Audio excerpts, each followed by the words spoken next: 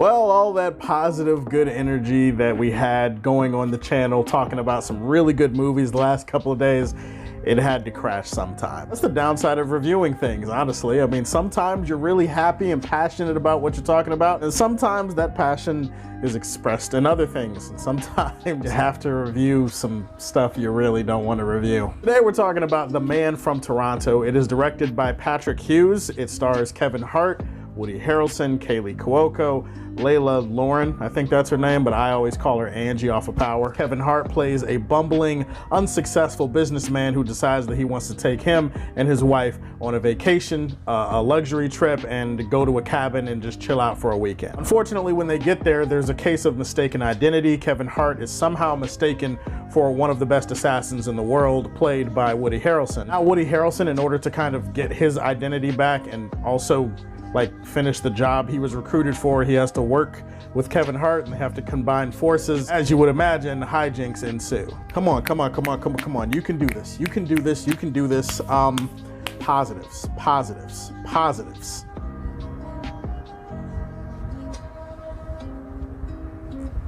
Damn. Okay, you know what? This might be scraping the bottom of the barrel, but there is an attempt to make some good action scenes in this movie. In particular, there's a sequence towards the end of the film. The third act of the movie, there's a sequence involving one really long take that I thought was pretty well done for the most part. I mean, Woody Harrelson, when I didn't notice his obvious stunt double, was pretty good in the action scenes. That's what this movie has going for it. It has a few well put together, or at least the attempt at well put together action scenes. Is it marred by pretty bad CGI? Yeah, still the positive section of the video. Save the nitpicks for the nitpicky side of the video.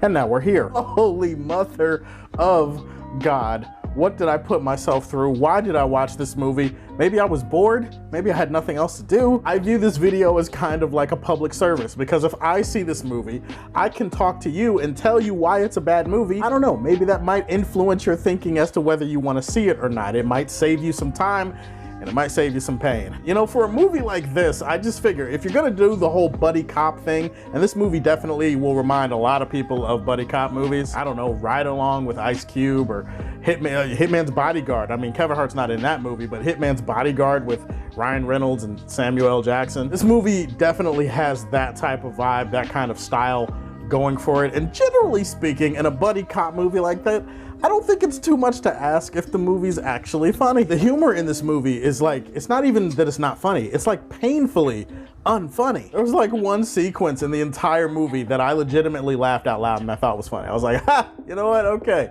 This movie might have some potential if the rest of the humor is just like that. Did the movie get better from that point? No. Did the humor get better? It got worse. It's not even juvenile or rank enough that I could say oh yeah, it's at least raunchy and at least it has that style of humor going for it and some of that shit can be funny. It doesn't even have the good dark humor that you would see in a comedy like this. Not a lot of humor that comes from Woody Harrelson and Kevin Hart. They're playing the exact archetype of characters that you would figure they would be playing. Kevin Hart, the weird thing is that his character is so irredeemable and so unlikable and so goddamn irritating. He's always accidentally doing stuff and there's always some kind of slapstick comedy routine involving him, and it's just so But you know what? Humor is subjective. Humor is something where I could look at something and maybe it's not funny, but other people can look at it. Okay, well, what about the plot?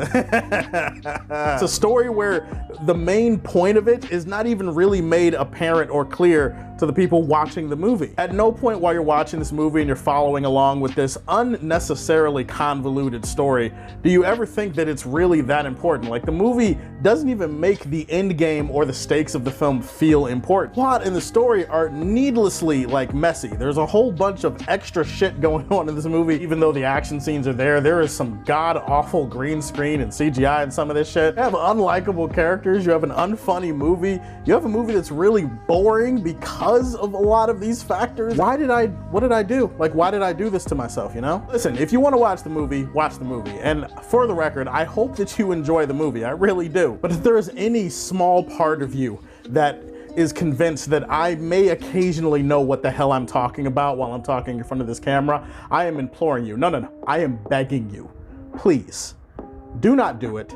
there are better ways to spend your time. The Man from Toronto is, well, you know, it's complete dog shit, and I'm gonna leave this one in the worst place on my channel, A Quest for Peace. Bullet Train comes out this weekend, and then you've got Bodies. I think that comes out this weekend. That Sandman thing comes out on Netflix this weekend, so hey, what's your pleasure? What are you trying to watch this weekend? Let me know in the comment section down below. Please like and subscribe to the Superfan Show, and if you like what you see, tell me how you feel. Stay tuned to hear more from the Man of Steel. Peace.